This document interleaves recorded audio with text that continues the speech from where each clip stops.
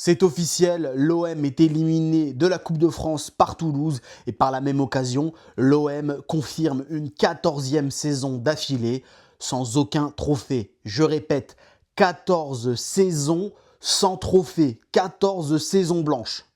L'OM va donc continuer d'être un club qui va vivre sur ses gloires passées. Parce que qu'est-ce qu'a fêté l'OM ces dernières années, à part des qualifs? On a eu une campagne européenne exceptionnelle qui s'est arrêtée en finale face à l'Atlético. Mais mis à part ça, qu'est-ce qu'il y a eu à l'OM? Pas grand-chose, des petits frissons à gauche, à droite. Mais globalement, l'OM est devenu un club terne. Il n'y a rien à fêter à Marseille. Vous vous rendez compte que sans les supporters, aujourd'hui, le club serait complètement HS.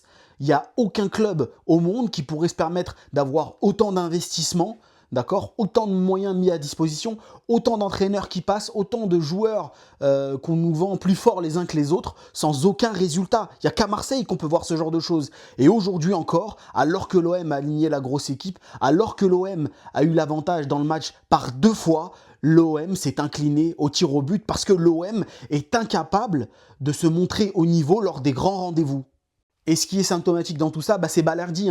Balerdi à qui on a retiré le brassard il y a quelques jours pour lui redonner cette fois parce que Hugberg n'était pas là. Et Balerdi qui rate encore une fois un penalty ultra important alors qu'il avait déjà raté en 2023 face à Annecy. Là, il remet l'OM dedans, même si évidemment tout n'est pas de sa faute. Mais ça commence à faire beaucoup autour de Balerdi. C'est symptomatique avec les joueurs de Marseille. Lorsqu'il faut être grand, ils sont petits. Et derrière, on a le gamin Nwaneri, 18 ans, qui balance une mine dans les gradins pour le penalty décisif. Franchement, on n'a pas idée de faire tirer ce type de penalty à un gamin dans le genre. Surtout que, bon, c'est pas pour lui faire offense, mais lui, à la fin de la saison, il va se barrer à Arsenal, d'accord? Et les supporters marseillais, ils resteront sans titre.